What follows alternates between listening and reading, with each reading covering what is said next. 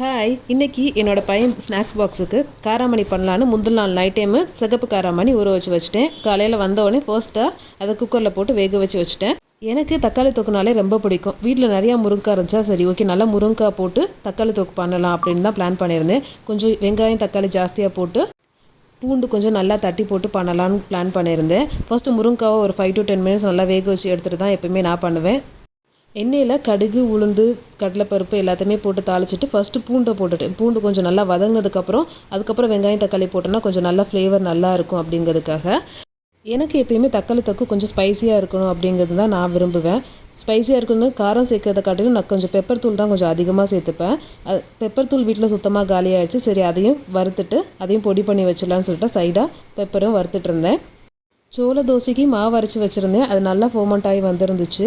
பெப்பரையும் அரைச்சிட்டு அதையும் ஒரு கண்டெய்னரில் போட்டு ஸ்டோர் பண்ணி வச்சாச்சு.